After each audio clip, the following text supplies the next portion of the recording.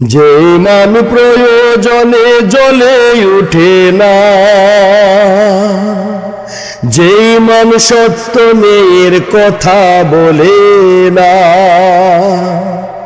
যে ইমান অন্তরে নাই, যে ইমান অন্তরে নাই, মুখে ফোটায় কথার কলি, কিভাবে তারে বলো ইমান বলি, কিভাবে তারে বলো ইমান বলি, কিভাবে তারে বলো ইমান বলি, কিভাবে তারে বলো ইমান বলি।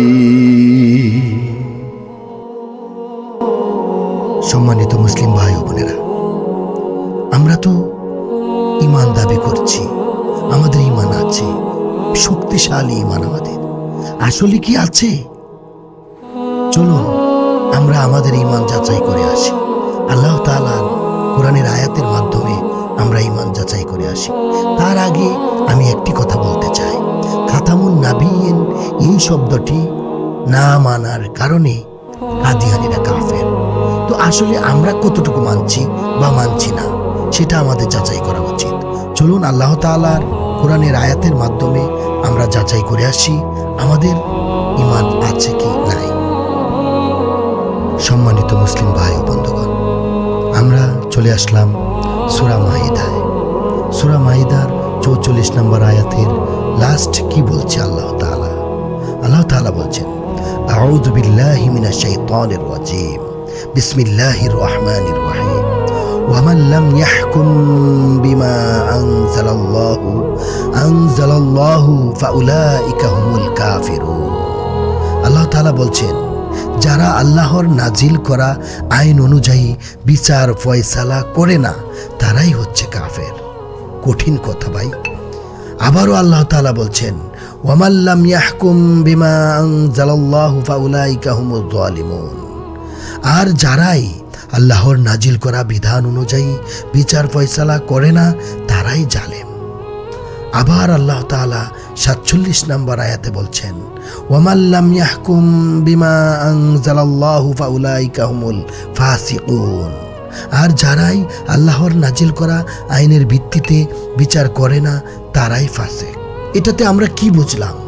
দেশের প্রেসিডেন্ট, আমাদের বাংলাদেশের প্রধানমন্ত্রী, আমাদের বাংলাদেশের প্রেসিডেন্ট, যারা দেশ পরিচালনা করছেন, এই দেশটা ইসলামিক দেশ, এই দেশটা মুসলিম রাষ্ট্র।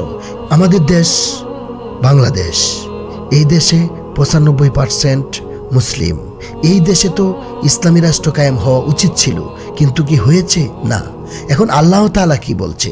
আল্লাহ তাআলা বলছে, আমার বিধান অনুযায়ী যারা রাষ্ট্র পরিচালনা করলো না তারাই কাফের, তারাই ফাসেক, তারাই জালেম। তো ভাই দেখেন, বাংলাদেশ স্বাধীন হয়েছে ১৯৭১ সনে।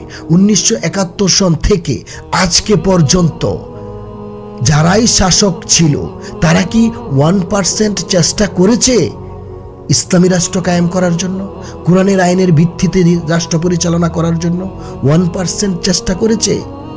না। যেহেতু ওরা 1% চেষ্টা করে নাই, তাহলে অবশ্যই আল্লাহ তাআলার কথায় ওরা কাফের, ওরা জালেম, ওরা ফাসেক।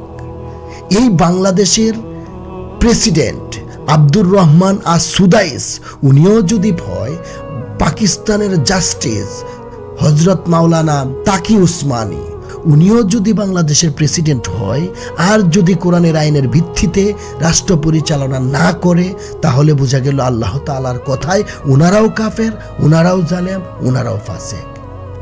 হ্যাঁ, একটু চেষ্টা হলেও তো করবে।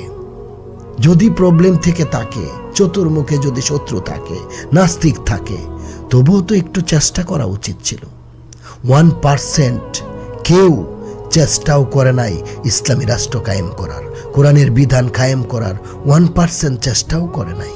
তাহাতে বোঝা গেল ওরা কাফের ছিল, ওরা ফাসেক ছিল, ওরা জালেম ছিল। তো ওদেরকে আমরা সহযোগিতা করেছি, সাপোর্ট করেছি। তো কোরআনের আইনের ভিত্তিতে বিচার ফয়সালা করার জন্য আল্লাহ তাআলা বলেছেন, অথচ আসলে কি কোরআনের ভিত্তিতে রাষ্ট্র পরিচালনা হয়েছে? না, হয় নাই। তো যেহেতু কোরআনের বিরোধিতা করা হয়েছে, যেহেতু কোরআনের আইনের ভিত্তিতে বিচার ফয়সালা হয় নাই, সেহেতু কোরআনের বিরোধিতা করা হয়েছে। সুতরাং আমরা তাদেরকে সাপোর্ট করেছি, কোরআনের বিধান অস্বীকার করেছি। তো দেখেন তো আমাদের ঈমান আছে কি নাই। যদি কোরআনের বিরোধিতা করে থাকি, আমাদের ঈমান থাকে কি? কোরআনকে সাপোর্ট না করে আমরা সাপোর্ট করেছি মানুষের গড়া বিধান। তো আমাদের কেমন করে আমাদের ঈমান থাকে? তাতে বোঝা গেল আমাদের 90-95% মুসলমানদের মধ্যে কয়জনের ঈমান আছে। আল্লাহ তাআলা আমাদেরকে মাফ করুন। সামনে একটা সুযোগ এসেছে, অনেক ইসলামী দল এসেছে, তারা সাক্ষ্য দিচ্ছে আমরা কোরআনের বিধান কায়েম করব, আমাদেরকে সাপোর্ট করুন। তো আমরা তাদের কথায় আমাদের সাপোর্ট করা উচিত কোরআনের বিধানকে। তো আমরা যদি কোরআনের বিধানকে সাপোর্ট করি, আমাদের ঈমান থেকে যাবে। আমরা অন্তত পক্ষে কোরআনকে অস্বীকার করা হবে না। সম্মানিত মুসলিম ভাই বন্ধুগণ, আপনাদের কাছে আমার আকুল আবেদন, আল্লাহ তাআলার কোরআনকে অস্বীকার করবেন না। আর বাংলাদেশের ইসলামী দলগুলোকে সাপোর্ট না করে অন্য দলকে সাপোর্ট করা মানেই আমরা দেখছি কোরআনকে অস্বীকার করা। ধন্যবাদ সবাইকে। আমার কথাগুলো যদি কোরআনের ভিত্তিতে হয়, যদি সঠিক থাকে, তাহলে পালন করুন, গ্রহণ করুন ইসলামী দলগুলোকে। অন্য দলগুলোকে ছুঁড়ে ফেলে দিন যদি আপনার ঈমান ঠিক রাখতে চান। ধন্যবাদ সকলকেই এতক্ষণ আমাদের সাথে থাকার জন্য। আসসালামু আলাইকুম।